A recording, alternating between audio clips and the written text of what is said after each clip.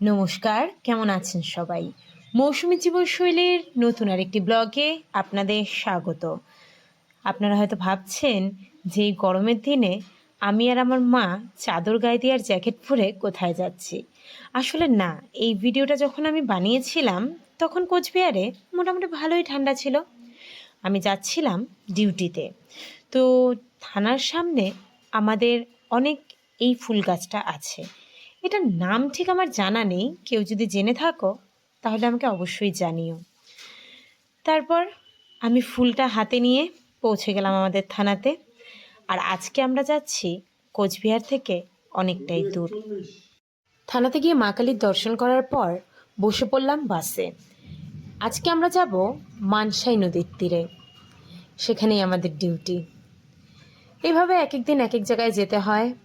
তো পুলিশের গাড়ি দেখে আশেপাশে মানুষজনও নিজের কাজ থামিয়ে দিয়েছে। এখানে রাস্তা বানানোর কাজ হচ্ছিল। আর বাসে আমার মতোই আরও অনেকজন রয়েছে। অনেক গ্রামের মধ্য দিয়ে যেতে হয় মানসাই নদীর ধারে। আমি এসব আগে কোনো দিন যাইনি, এখন মোটামুটি এসব জায়গা চেনা হয়ে গেছে।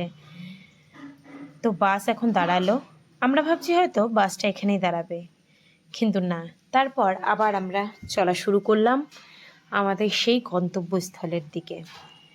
সবাই যখন আমরা রাস্তা দিয়ে হেঁটে যাচ্ছি, পুরো গ্রামবাসী আমাদের দাঁড়িয়ে দেখছে, এই দেখো কি অবস্থা হাতের।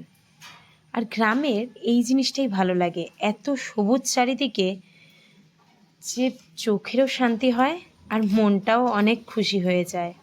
এগুলো হচ্ছে আলু শাক। আর তারপর আমি দেখলাম যে সামনেই অনেক ফুলকপির বাগান। আর ফুলকপি তো আমার খুবই পছন্দের, যার জন্য তার বাগানটাও দেখলে মনে হয় যে টুক করে ছিঁড়ে নিই, কিন্তু এটা তো সম্ভব হয়ে ওঠে না। তারপর রেস্ট করছি। কেউ এটা জিজ্ঞেস করবে না যে দিদি তুমি কি ডিউটিতে গিয়েছিলে, কারণ কিছু রুলস থাকে, সব কিছু তো বলা হয়ে উঠতে পারে না। বেলা হতে হতে বেশ রৌদ্র ছিল, যার জন্য আমিও গাছতলার নিচে বসেছিলাম।